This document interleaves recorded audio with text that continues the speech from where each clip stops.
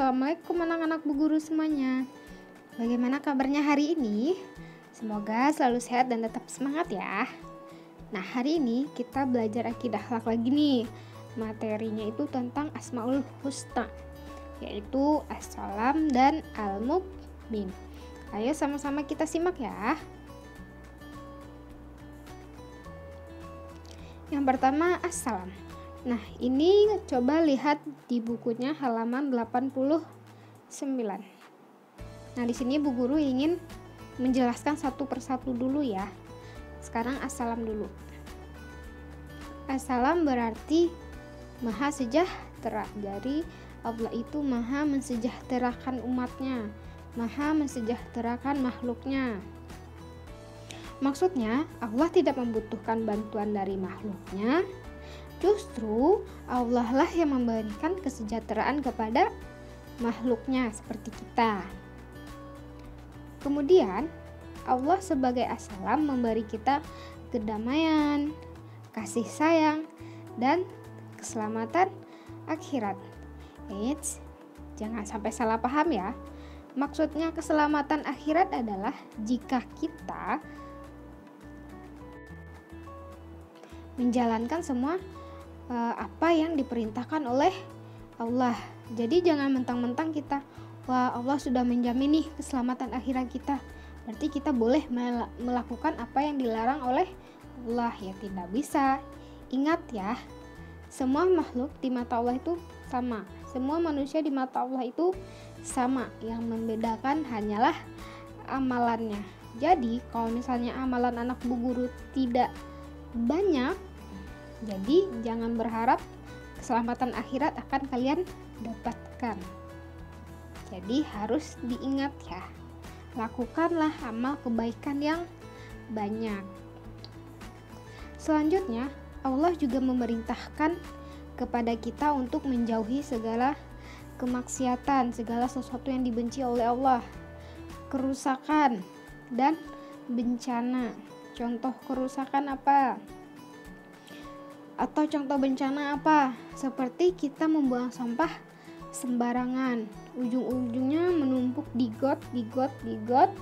Kemudian ketika hujan turun seperti sekarang, nah sampah-sampah tadi bertumpuk di saluran air yang mengakibatkan banjir, atau lebih besarnya di sungai, ya kan, yang membuat Jakarta jadi banjir. Nah, itu merupakan kerusakan yang diakibatkan atau yang disebabkan oleh manusia itu sendiri, penghuni bumi itu sendiri yang membuat bumi itu menjadi rusak. Nah, kita tidak boleh melakukan hal tersebut ya.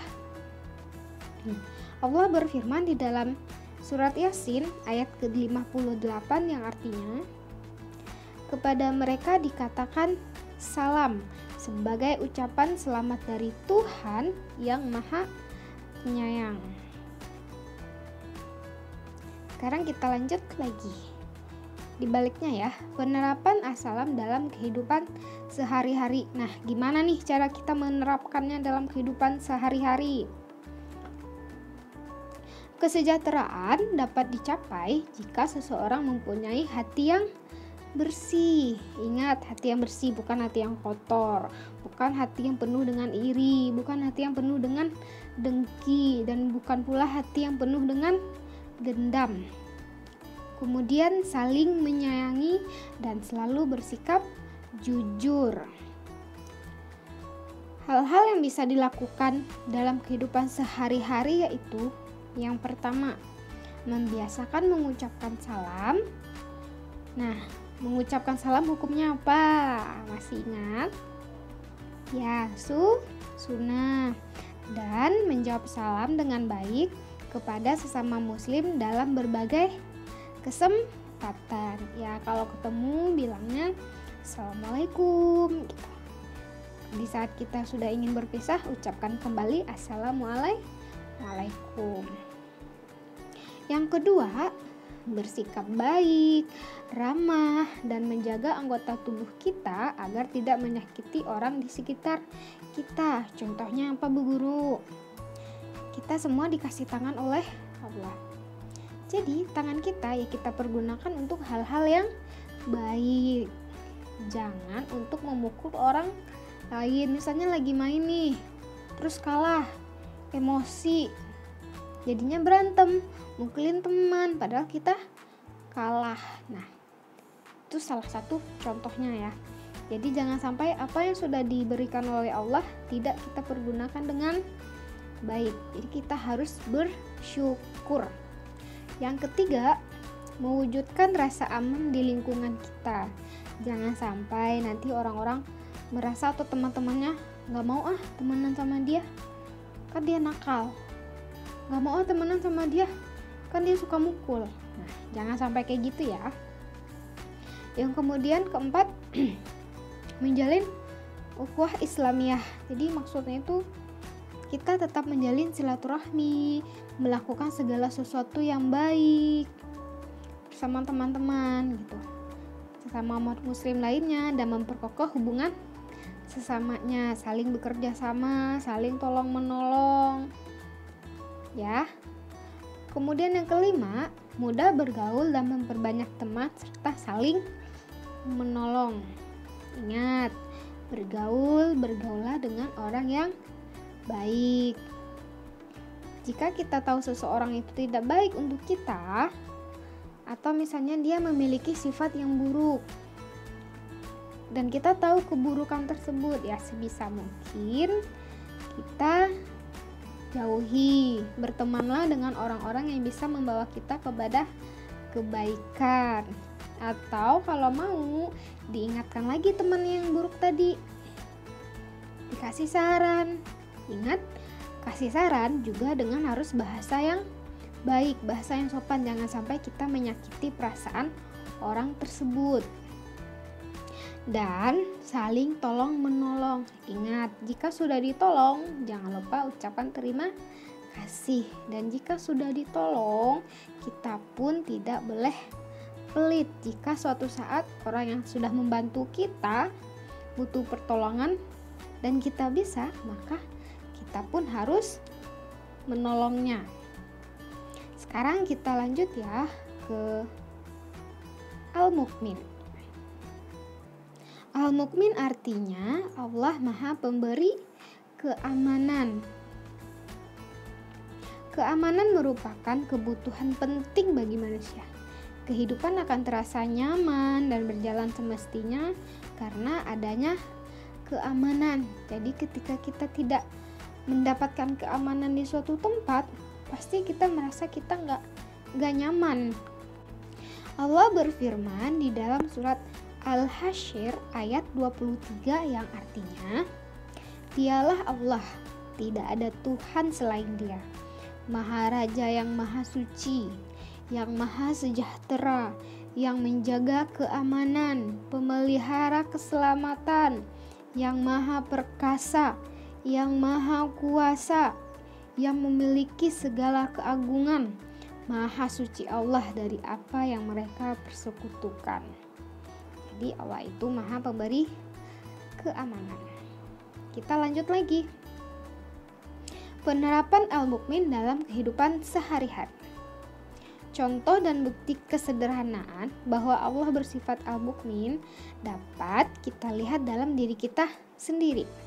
Seperti pada tubuh kita, Allah menciptakan alis di atas mata yang berfungsi melindungi mata dari keringat yang jatuh. Jadi kalau misalnya kita keringetan, keringatnya tidak langsung masuk ke mata, tapi terasa dulu nih di alis.